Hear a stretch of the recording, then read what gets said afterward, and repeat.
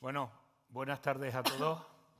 Ya estamos en la última sesión de este ANAPOR, que yo creo que está cumpliendo sobradamente todas las expectativas que teníamos puestas en él, en lo que se refiere a programa, organización, etcétera, por lo que felicito a todos los responsables de la organización, la buena acogida y sobre todo el buen orden que hemos podido seguir. Intentaremos cumplir los horarios, aunque ya veis que empezamos con 15 minutos de retraso, y yo para no demorarme mucho voy a pasar a presentaros la configuración de la mesa. Son 4 compañeros veterinarios que tienen diferentes responsabilidades en sus empresas, pero que tienen una gran experiencia en el tema que vamos a tratar y que, bueno, en definitiva, la problemática del lechón pequeño, que ya se ha convertido en una norma consecuente principalmente de las líneas hiperprolíficas que cuanto más lechones traen las cerdas, pues más pequeñitos son. Y esos famosos 6 kilos con los que somos más viejos hemos estado acostumbrados a trabajar en los destetes es ya prácticamente una quimera. He cambiado un poquito el orden de presentaciones, un poco buscando un hilo conductor que uniera estos 4 puntos de vista existente con respecto al escenario que se nos presenta en el momento más crítico de nuestra actividad profesional, que es el destete de los lechones. En ese sentido, en primer lugar actuará José Antonio Muñoz de Agrocesa, que su presentación la ha enfocado bastante en el área de ibérico, por eso lo he puesto en primer lugar y que bueno, pues nos dará el punto de vista de bueno, pues una persona que tiene una gran responsabilidad. Es la empresa, la mayor productora de ibérico que existe en España y también la ganadora de todos los premios por DOR ibérico. Por lo tanto, yo creo que le precede la fama y el buen hacer que tiene en esa compañía. En segundo lugar, hará su presentación Ana Alegre, por irnos a las madres, antes de llegar a los lechones.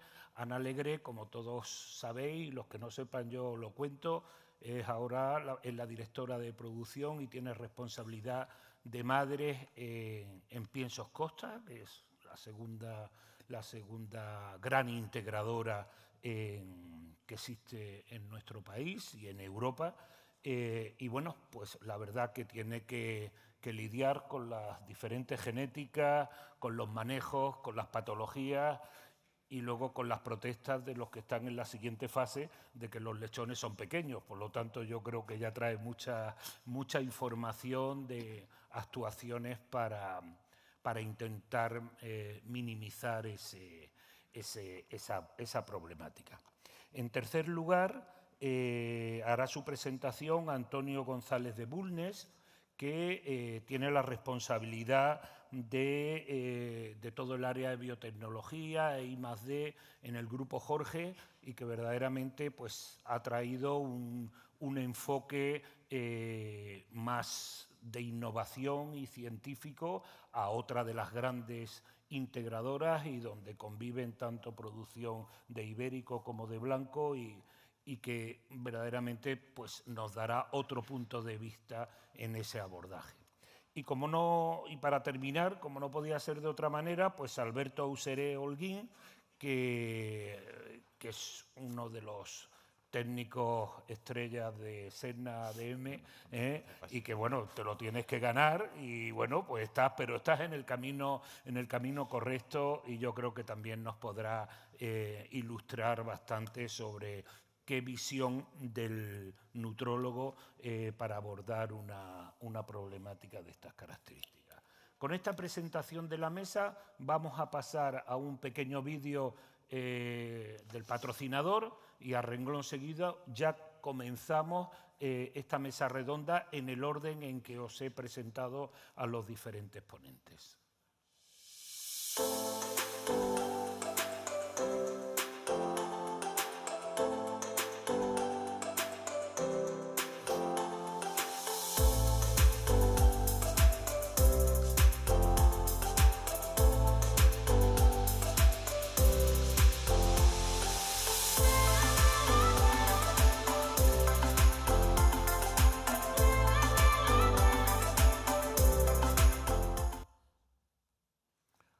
Como veis, no os hemos aburrido con el vídeo, ha sido una cosa rápida, pero bueno, en definitiva es la fábrica que estamos ya terminando de poner a punto su producción y que está aquí en las afueras de Huesca, en el polígono industrial. Sin más preámbulos, José Antonio. Bueno. Muchas gracias, Ana, por la invitación y Antonio por el esfuerzo de coordinar la mesa y organizar un poquito todo esto. Antonio me ha pedido un poco que hable de problemas de calidad del lechón desde un punto de vista de un animal tan maravilloso como es la cerda ibérica. Agrocesa forma parte del grupo Balcon Pines. A día de hoy trabajamos con unas 112.000 cerdas, de las cuales 17.700 son ibéricas, lo que hace que a día de hoy seamos el máximo productor, sacrificando unos 290.000 cerdos al año. Estas cerdas están distribuidas entre granjas de 200 cerdas hasta 3.000 cerdas. Cuando tenemos un problema de calidad de lechón, los que estamos en granja, la primera pregunta que nos surge en nuestra checklist es ¿cómo te nacen los lechones? ¿Cómo nacen los lechones ibéricos? Bueno, nosotros tenemos este estudio realizado en la multiplicadora de ibéricos. Los datos son 100% lechones ibéricos, hembra ibérica pura, macho ibérico puro. Es un muestreo de 22.100 lechones, en el cual el peso medio es de 1,4 kg. Si estos mismos datos los analizamos en un gráfico de cajas, podemos ver una mediana de 1,43 kilos y una desviación estándar de unos 290 gramos. Para facilitar un poco la visualización de estos datos, hemos realizado una agrupación de menos de 800 gramos, 800, 900, 900, 1 kilo, etc. Y podemos ver cómo tenemos tres grandes bloques. Un bloque de alrededor de un 23% de lechones por debajo del kilo 200, el bloque más grande con un 54% de animales entre 1,2 kg y 1,6 kg y un último 25% de lechones que nos pesan más del kilo 600. Como ya hemos visto en los pósters de Guillermo y Beringer, la correlación del peso y la mortalidad encalostrado, ese triunvirato, es clave. Aquí podemos ver los mismos grupos de peso de lechón a nacimiento. En color oscuro sería la mortalidad por grupos y en color azul la viabilidad de esos grupos. Hay una correlación evidente entre la mortalidad y el bajo peso al nacimiento. Aparte que esos lechones de 800, 900, menos de 1 kilo, menos de 1,2 kg requieren un manejo extra, unas condiciones ideales para ser capaces de llevarlas al destete en una calidad mínima. La mortalidad es clara, ¿no? Es decir, a partir del kilo 600 la mortalidad es muy baja. Estos datos, para que tengan una idea, es una granja que tiene 10 nacidos vivos y una tasa de destete en torno a 7,9 lechones. Bueno, la calidad del lechón, pues como dice Antonio, muchas veces es objeto de quejas entre fases. ¿Cómo lo afrontamos nosotros en el caso de nuestras cerdas ibéricas? Cuando tenemos este problema, un exceso de cajas, ¿qué puntos en nuestra checklist afrontamos? Ya han hablado los conferenciantes de la mesa anterior mucho de este punto, de ese elixir mágico que es el calostro de los lechones. La combinación mortal que supone lechón que pierde temperatura, lechón de bajo peso y lechón mal encalostrado. Es coger todas las papeletas para no acabar siendo destetado. ¿Es importante en una cerda ibérica que pare 9, 10, 11 lechones el encalostrado? La respuesta es sí. Encalostrado, ¿qué entendemos? Pues evitar la pérdida de temperatura y tener una ingesta de calostro. Nosotros lo estimamos en unos 200 gramos por kilogramo de peso corporal o 250 gramos de media en las primeras 12 horas de vida. Esto lo complicamos aún más, porque resulta que la absorción de calostro, las células linfoides solamente se absorben en el intestino del lechón recién nacido si son de su propia madre. Con lo cual hay una transferencia selectiva de inmunidad. Con lo cual, a todas estas complicaciones le tenemos que añadir que tenemos que conseguir que el lechón encalostre con su madre si queremos que ese lechón tenga un desarrollo futuro y un buen crecimiento.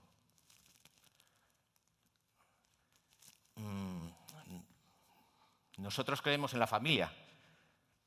Es decir, los lechones que se destetan con su madre, que no se mueven a partir de las 24 horas de vida, tienen una ganancia media diaria de un 13-20% mayor que los lechones que movemos. Al final son 300 gramos. ¿Por qué ocurre esto?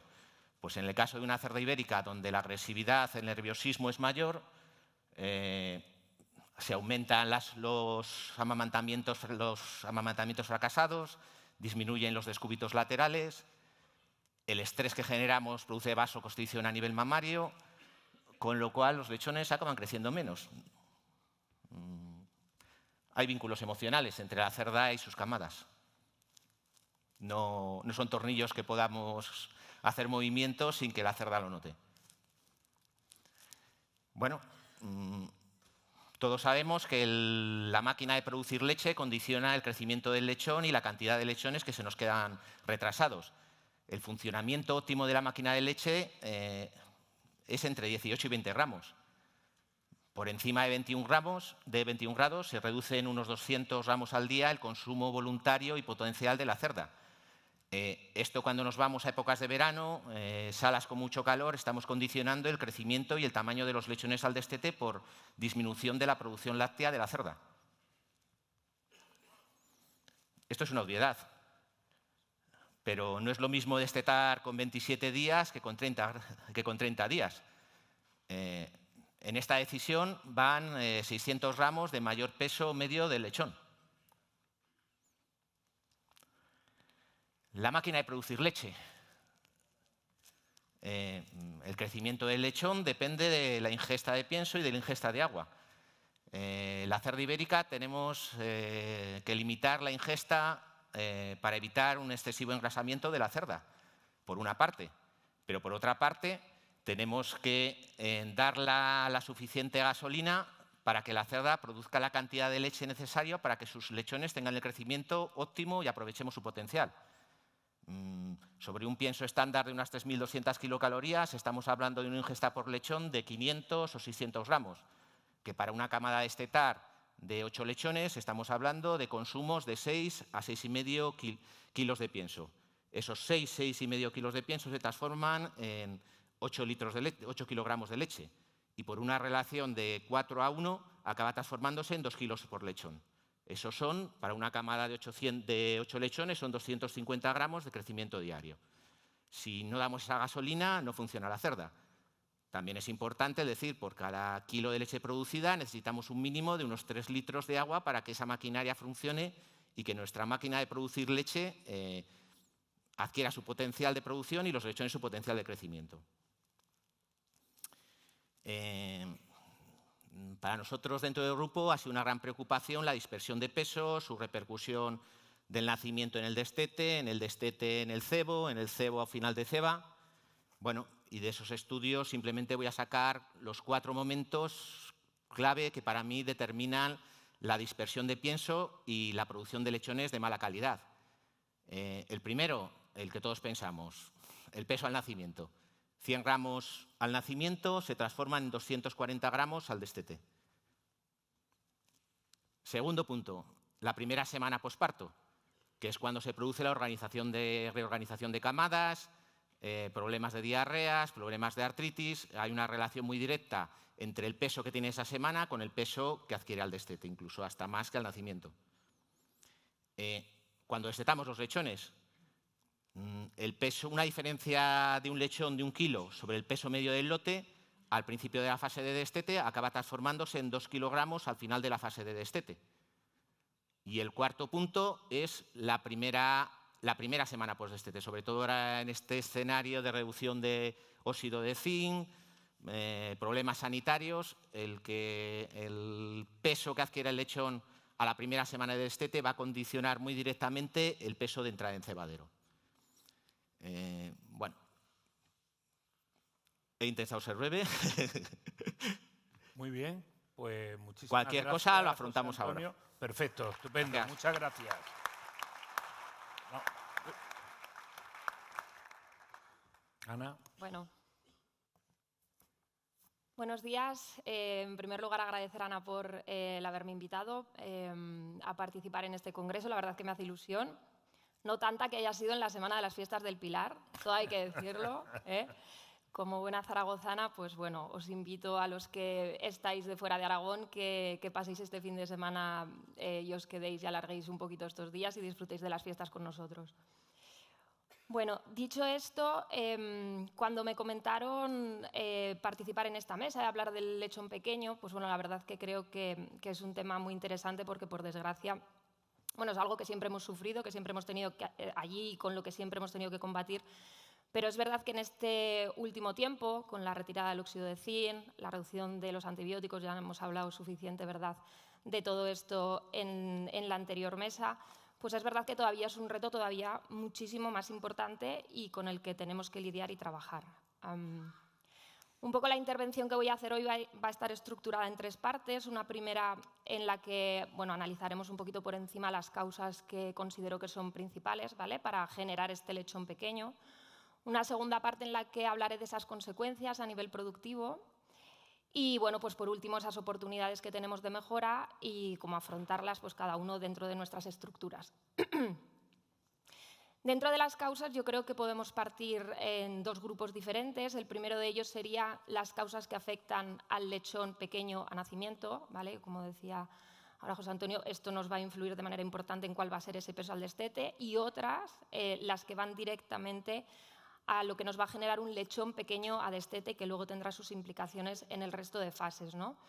Entonces, pues bueno, por nombrar algunas de ellas, que seguro que hay más, pero las que yo considero más importantes, pues la primera sería la genética, ya ha salido, ¿no? Evidentemente, trabajar con genéticas de líneas hiperprolíficas sabemos que nos va a aumentar ese porcentaje de lechón pequeño frente a otras que no son hiperprolíficas y que de entrada, pues bueno, vamos a poder trabajar con un volumen más pequeño de este tipo de lechón.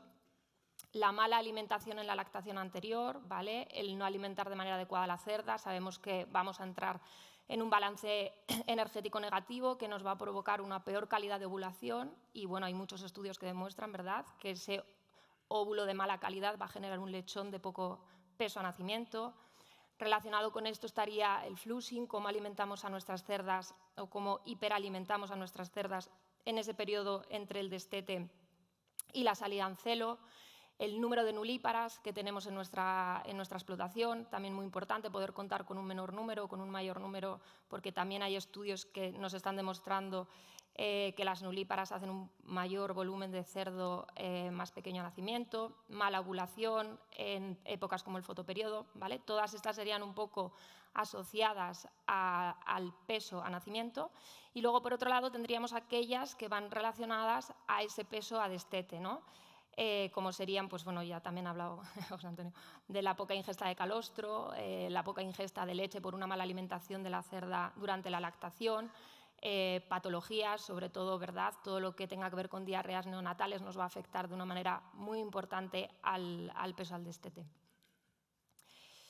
Bueno, ¿y esto qué supone? Pues supone una serie de consecuencias a nivel productivo que he intentado un poco resumir en esta tabla, ¿no? Un incremento en la mortalidad predestete, un incremento en la mortalidad postdestete, aumento de días de estancia en granja, hablando de cebo y sabiendo el coste que esto tiene, una disminución de los kilos de venta matadero, ¿vale? Y todo esto como resultado final, un incremento del coste kilo carne, que al final es lo que a nivel de producción pues siempre vamos buscando, ¿verdad? Un poco para poner en números esas consecuencias, pues bueno, he traído aquí una prueba de campo hecha en mi empresa, en Piensos Costa. Es una prueba que realmente no se diseñó para sacar estos resultados, se buscaban otras cosas, pero bueno, sí que procuramos, cuando invertimos muchos recursos en hacer pruebas de estas, donde la implicación de personal y de recursos es importante, pues sacar un poquito más de resultados, ¿no? Y ahora veremos aquí, pues por ejemplo, estas primeras tablas donde hacemos una correlación entre el peso a nacimiento y las bajas de maternidad. Es una prueba, como veis, de 5.450 lechones en la primera fase, en la de lactación. Luego vemos que el número de lechones es menor.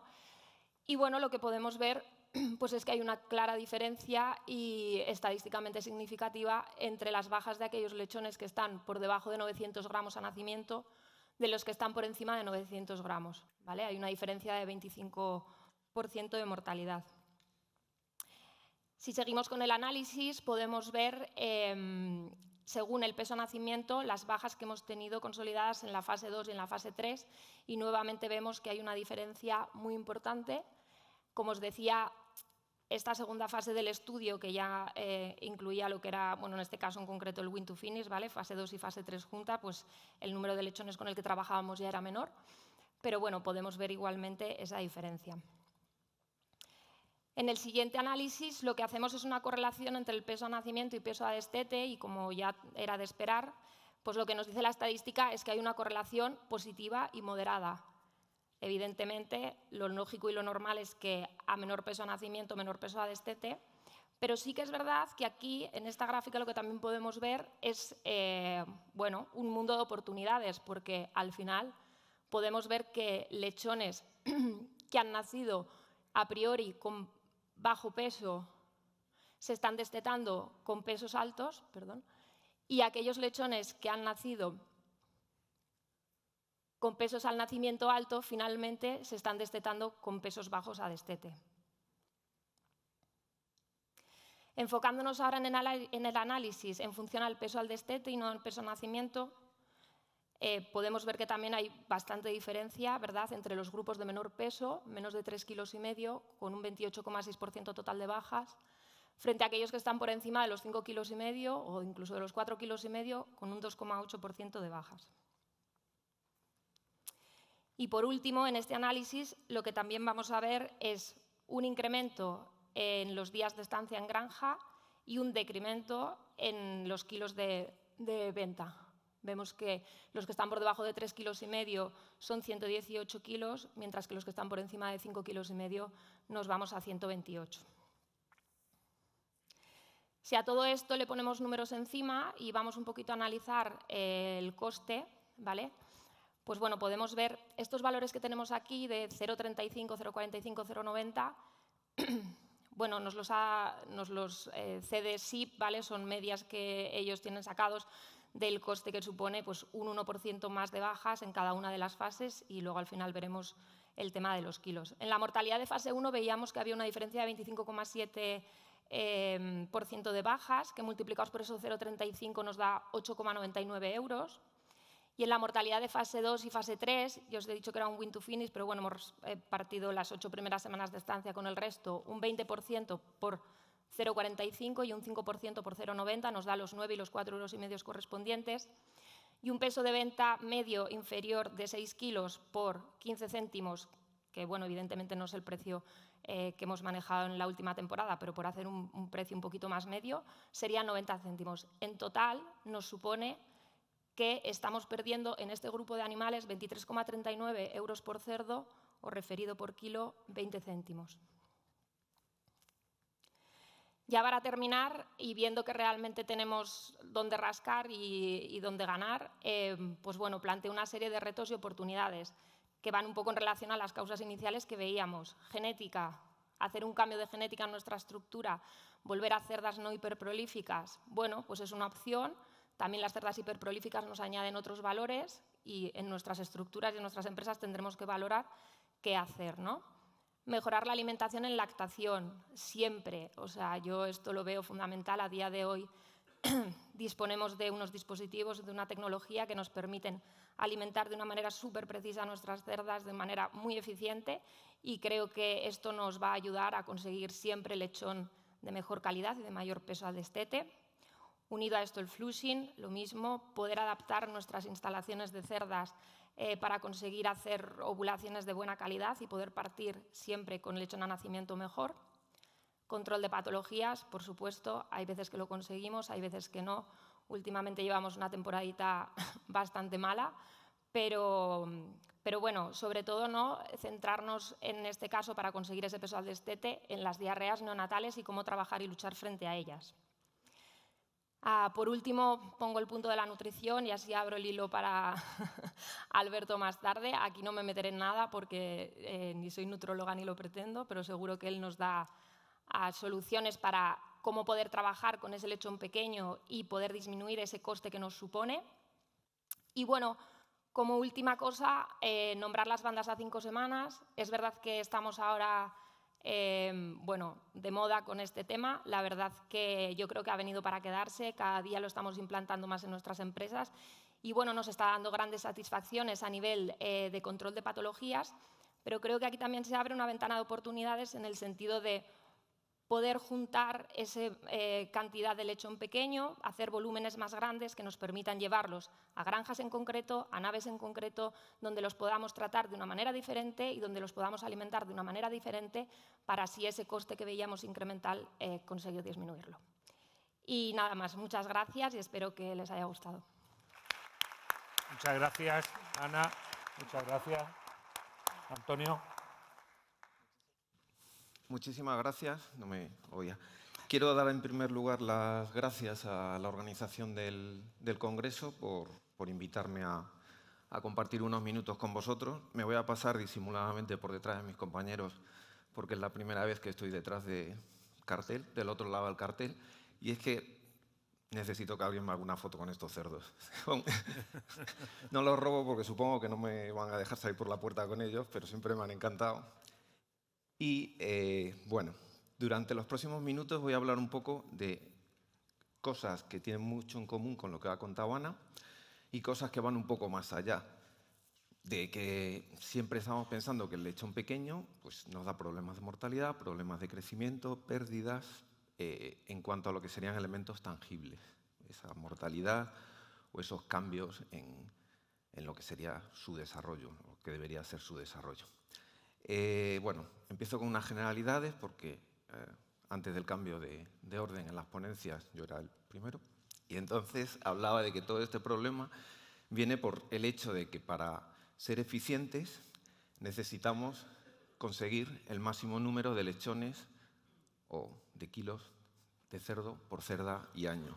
Para eso tenemos distintas estrategias que conocemos todos. Esto no estoy diciendo nada nuevo, que sería disminuir los periodos improductivos, principalmente trabajando sobre pubertad y sobre los intervalos post-destete, pero sobre todo se ha trabajado en aumentar el número de lechones por camadas, en el tema de la prolificidad. Como todos sabemos y como han comentado ya antes, se ha trabajado desde el punto de vista de la genética en conseguir razas hiperprolíficas y se ha trabajado en lo que era más fácil, en la tasa de ovulación, seleccionando líneas dentro de esas genéticas con mayores tasas de ovulación. Mayor tasa de ovulación, mayor número de óvulos, la fertilidad, la fertilización en la cerda es muy alta, 95-98% de los ovocitos se van a fertilizar, se desarrollan como embrión preimplantacional, se implantan y aquí empiezan nuestros problemas en esta fase, porque cada lechón necesita tener un espacio adecuado para desarrollarse él y su placenta. Esto es lo que se denomina como capacidad uterina, es algo que se empezó a trabajar en los años 50, 60. El problema es que nosotros hemos aumentado la prolificidad, pero no hemos aumentado la capacidad uterina. Las cerdas hiperprolíficas son mucho más grandes y tienen úteros más grandes, estamos hablando de cerdas que pasan de los 2,50 a 2,60 metros entre ambos cuernos uterinos, pero aún así es insuficiente. Y el problema que tenemos es que en lo que sería el desarrollo de los embriones y sobre todo posteriormente de los fetos, vamos a tener problemas de espacio. Y aquí hay un efecto muy claro, y es que el primero que llega es el primero que se sirve. El primer embrión que llega y encuentra su sitio de implantación, se va a implantar y va a empezar a desarrollarse. y los que vayan llegando detrás se van a tener que ir colocando en los huecos que van quedando. Y los primeros van a elegir los sitios con mejor vascularización y los sitios donde van a tener un mayor aporte de nutrientes y de oxígeno, que es lo que necesitan. Y el resultado es lo que tenéis en la imagen de abajo, lo que tenéis aquí. Aquí tenemos 2 hermanos de camada, 2 fetos de aproximadamente 100 días, uno con un buen desarrollo y con una buena placentación, y otro bastante más pequeño y con una placenta mucho más pequeña. El aporte de nutrientes y el aporte de oxígeno a lo largo de su vida prenatal, a lo largo de su desarrollo como feto, va a estar muy, muy comprometido, y eso le va a marcar totalmente. Y hay una característica que habéis visto todos en los lechones y que tenemos en este feto, que es que ese crecimiento es asimétrico. Él sacrifica el crecimiento del cuerpo a expensas de lo que es más imprescindible para su vida postnatal. Y lo más imprescindible es el sistema nervioso central, cerebro. Por eso son fetos, o luego lechones, pequeñitos y cabezones. Intentan que todo, o que el poco aporte de nutrientes que tienen, el poco aporte de energía que tienen, dirigirlo hasta el sistema nervioso central, porque cuando nazcan lo que necesitan es ser capaces de moverse, de respirar, de reconocer a su madre y de mamar. Y van a sacrificar el desarrollo corporal en general y también de órganos. Y van a tener problemas a nivel del desarrollo de pulmón, del desarrollo de hígado, de intestino, que van a comprometer toda su vida futura. Van a tener menores reservas de glucógeno cuando nazcan, menor capacidad de amamantarse con estómagos más pequeños, menor capacidad de absorción a nivel del sistema intestinal, a nivel de todo lo que sería el aparato intestinal, y todo esto va comprometiendo su vida. Y vamos a entrar en lo que conocemos todos, en la coexistencia de lechones de un tamaño normal, digamos, de un tamaño adecuado, con hermanos de camada mucho más pequeños. Y este es un problema también bastante importante, porque no es solo que soy pequeño, es que soy pequeño entre hermanos grandes. Y estos no me van a hacer favores, precisamente. Vamos a tener problemas de amamantamiento y vamos a tener problemas de acceso a lo que sería la alimentación. En los primeros días vamos a tener tasas de morbilidad y de mortalidad muy altas precisamente por este crecimiento asincrónico, precisamente porque estos lechones van a nacer con pocas reservas de glucógeno, con mala regulación térmica, con poca capacidad de encalostramiento y con también alteraciones en el sistema inmunitario. Van a tener enfermedad y van a morir. Aquellos que no lo hagan van a tener alteraciones en su desarrollo y nos van a producir no solo el problema de tener pequeños, sino el problema de la heterogeneidad en las camadas, la heterogeneidad en nuestros lotes. Y aquí uso el ejemplo de los tornillos para decir que ese tiene que ser nuestro objetivo, tener tornillos que tengan el mismo diámetro y la misma longitud, que es lo que pide y lo que paga el mercado. Y esto nos lo está comprometiendo claramente por estas deficiencias en el crecimiento. Aquí tengo una gráfica muy parecida a la que ha presentado Ana, es pesos al nacimiento contra pesos al destete.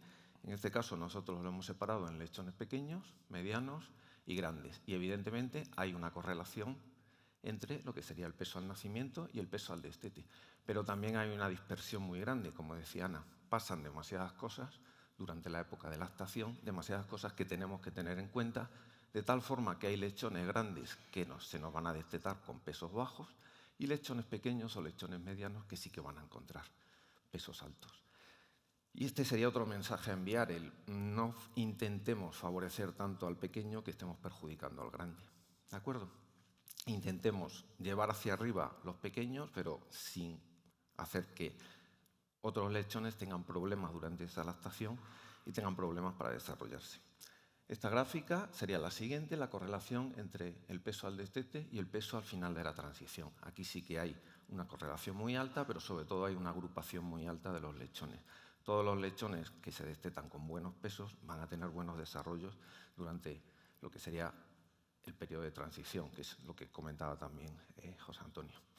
Y esta gráfica a mí me gusta muchísimo. Está realizada a ciegas a partir de los datos individuales de 8.500 lechones y lo que nos dice es qué factores y qué peso tienen determinados factores en lo que es el animal cuando va a ir a matadero, la predicción del peso de ese animal y del peso de la canal. Podemos ver que el más importante, verde y a la derecha positivos, rojo a la izquierda negativos. El más importante es el peso al final de la transición. De hecho, con cada kilo de diferencia de entrada a cebo, nosotros estamos estimando unos 8 euros aproximadamente por cerdo. Está el peso al destete y podemos observar que no nos salió el peso al nacimiento. Lo siguiente sería la temperatura media durante la lactación. un entorno adecuado para ese lechón. Me gustan mucho los negativos, que luego podemos discutir, si queréis, sobre todo estos dos, temperatura media del cebo y humedad media del cebo, que es una cosa que poco a poco vamos teniendo en cuenta, pero que teníamos muy olvidado. Parecía que tú los echas al cebo y ya está. Y la diferencia es de un 22,6% de potencia contra un 7,6% en el mejor de los casos. Bien, resultado de todo esto vamos a tener, en los neonatos de bajo peso, canales de menor peso y menor contenido cárnico. Y esto es importante en el cerdo blanco, pero es especialmente importante en el cerdo ibérico, con ciclos de producción mucho más largos y en que, como podemos ver en esta gráfica, animales pequeños, como es este que tendríamos aquí, no van a crecer de la misma manera e incluso no van a entrar en norma con relación a lo que serían sus hermanos. Bien, esto es deficiencias en el crecimiento por el propio bajo peso al nacimiento o el mal desarrollo prenatal. Pero tenemos otra segunda parte que está relacionada con lo que se denomina programación prenatal, con fenómenos epigenéticos y que va más allá de lo observable, de lo que vemos normalmente en granja. Para hablar de programación prenatal me voy a ir a la Segunda Guerra Mundial. Voy a contar una batallita. En la Segunda Guerra Mundial, en la zona de Ámsterdam, estaba ocupada por el ejército alemán y hubo un boicot a lo que sería el sistema de transporte de este ejército alemán por parte de la resistencia holandesa. Como castigo, se cerró la ciudad completamente y se llevó a cabo un embargo de alimentos. Si la energía de la ración que debemos consumir es de unos 2.000 kilocalorías al día, bajó hasta 900 kilocalorías e incluso, en la época más dura, 500 kilocalorías en abril de 1945, cuando se produce la entrada del ejército aliado, la liberación de la ciudad, y lo que hacen es que para contrarrestar esta hambruna, que se conoce como hambruna holandesa o hambruna del invierno holandés, empiezan a alimentar a la población, empiezan a tirar sacos de comida, la población empieza a alimentarse bien, vuelven a la vida normal y ya tenemos, como veis aquí, niños gorditos. Y todo parece que va bien. A finales de los años 80, principios de los años 90, se produce en esa zona una altísima incidencia de obesidad, alteraciones cardiovasculares, diabetes, enfermedades respiratorias, enfermedades renales y cáncer. Y lo que se observa es que es en los niños que nacieron durante ese periodo. No se produce en niños que nacieron durante ese periodo, pero en otras áreas, ni en ese área durante otros periodos. Hay otro episodio de hambruna durante esa Segunda Guerra Mundial, que es el sitio de Stalingrado. Este es muchísimo más largo, de septiembre del 41 a enero del 44, y mucho más duro. Entre agosto del 42 y febrero del 43 se consumen de media unos 400 kilocalorías al día. Y eso es un croissant. Eso es lo que estaba comiendo esta población. ¿Cuál fue la diferencia? Aquí nunca hubo enfermedad, nunca se produjeron enfermedades. ¿Y por qué no se produjeron nunca enfermedades? Porque la población pasó hambre durante el sitio y siguió pasando hambre después. Y esto es la programación prenatal. Si yo tengo bajo aporte de nutrientes o de oxígeno cuando estoy en la gestación, pienso que eso va a ser mi vida futura, que cuando esté fuera voy a seguir pasando hambre. Y me preparo para eso. Cambio toda mi dotación genética, cambio mi metabolismo para adaptarme a esa situación. Y el problema es cuando fallo. Si yo sigo con una alimentación adecuada y con ejercicio, no voy a tener problemas. Si empiezo a comer demasiado y el problema es que estoy programado para comer más, porque yo lo que necesito es almacenar energía para sobrevivir, entonces es cuando voy a entrar en problemas. Y eso es lo que nos ocurre a nosotros. Nosotros no podemos tener a los animales con una dieta de mantenimiento y haciendo ejercicio todos los días. Vamos a darles de comer. Y entonces vamos a ir añadiendo problemas. Hablábamos antes en la canal, con menor peso, menor contenido cárnico. Vamos a tener canales muy engrasadas. Como os decía, estos animales están programados para almacenar energía. Comen mucho y hacen el menor ejercicio posible para no tener gasto energético. Esta imagen que tenéis aquí es una resonancia magnética de dos cerdos ibéricos. El de la derecha es un cerdo normal. Podéis observar lomos, solomillos, riñones, intestino, y lo blanco sería el acúmulo de grasa subcutánea y visceral. El de la izquierda tuvo retraso en el crecimiento intrauterino y nació con bajo peso. Lomos, solomillos más pequeños, riñones más pequeños y muchísima grasa, tanto en los depósitos subcutáneos como en los depósitos viscerales, como podéis observar aquí. Incluso la veis entre lo que serían las asas intestinales. Vamos a tener canales que se van a clasificar como grasas o muy grasas. Esta obesidad, este aumento del engrasamiento, no se va a producir solo en los depósitos de grasa habituales, que son subcutáneo, el visceral, y el inter e intramuscular, sino que se van a producir en otros órganos, y principalmente en el hígado y en el páncreas. Y en el hígado se va a producir lo que se denomina el síndrome del hígado graso o el síndrome de la obesidad hepática. Y esto va a tener un problema. El hígado va a funcionar mal y vamos a entrar en lo que sería un síndrome metabólico, parecido al de humana, obesidad central, dislipidemia, es decir, niveles de triglicéridos muy altos, niveles de colesterol muy altos, con LDL, con el malo, muy alto y el HDL muy bajo también. Y vamos a tener problemas no de diabetes, porque los cerdos tienen un páncreas muy flexible, pero sí de problemas diabetoides que van a arrastrarse durante toda su vida. Vamos a tener lo que se denomina una inflamación de bajo grado. Es como si el cerdo tuviese un resacón todos los días. Y eso le va a afectar, obviamente, a lo que es su consumo de pienso, a lo que es su crecimiento y a lo que es la capacidad de defensa ante las enfermedades. No vamos a tener alterada solo la canal, sino también la carne. Vamos a tener un menor porcentaje de fibras musculares, lo que os decía anteriormente. Yo voy a dirigir la energía que me llega a través de mi cordón umbilical, a través de la placenta, hacia el sistema nervioso central. Si no es muy drástico, voy a cuidar el hígado, voy a cuidar los riñones y lo que menos me importa son los músculos, ¿de acuerdo? Con lo cual se van a desarrollar menos fibras musculares. Posteriormente, como en realidad sí que necesito los músculos, se va a producir una hipertrofia de esas fibras. Y entre ellas se va a producir un aumento de la grasa y un aumento del tejido conectivo. La naturaleza no quiere vacíos. Si no hay fibras musculares, meto otra cosa. Y eso lo tenemos en base a lo que tenemos en esta diapositiva. Siempre estamos hablando de genética y tenemos que tener muy en cuenta la epigenética. En el músculo están las fibras primarias que se producen el día 35-55 de gestación y que son de regulación genética. Si mi padre y mi madre tienen muchas fibras primarias, yo tendré muchas fibras primarias. Las fibras secundarias se producen durante el día 50 o entre el día 50 y 90. Y aquí es epigenética totalmente. Si yo me alimento bien, tendré más fibras secundarias y tendré un músculo mejor conformado. Esta imagen que tenemos aquí sería un músculo normal. Esta otra imagen sería un músculo en un lechón de bajo peso al nacimiento. Podéis observar que hay muchas menos fibras musculares y muchísima infiltración de grasa y de tejido conectivo. La calidad va a ser muchísimo peor.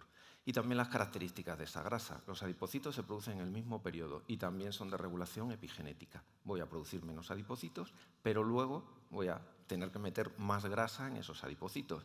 Con lo cual, lo que se me va a producir es una hipertrofia de los adipocitos y en ocasiones son como un globo, llega un momento en que explotan. Lo que tenemos en esta imagen, roturas de paredes, con lo cual se produce un aumento de liberación de citoquinas proinflamatorias y voy empeorando todavía más mi situación. Y como os decía anteriormente, esto es muy importante en el blanco, pero sobre todo es importante en otras genéticas, como es la ibérica, con periodos de producción mucho más largos y en los que se busca el engrasamiento. Muchísimas gracias. Muchas gracias. Muchas gracias.